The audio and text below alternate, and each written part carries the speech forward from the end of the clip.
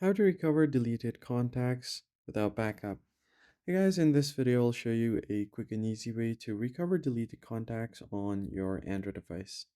First thing first you want to do is go over to your contacts.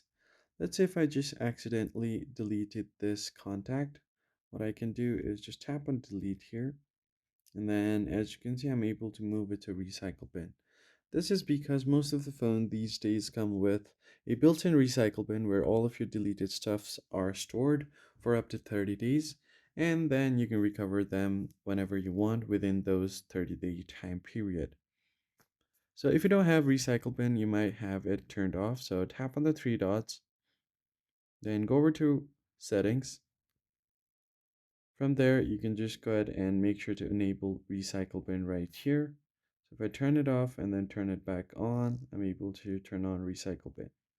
So do the same thing. I'll just go ahead and tap on it, delete the contact, and to access recycle bin, tap on the three dots, tap on recycle bin.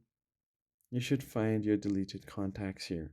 If you want to recover them, just select both of these and then tap on restore all. You should be good to go.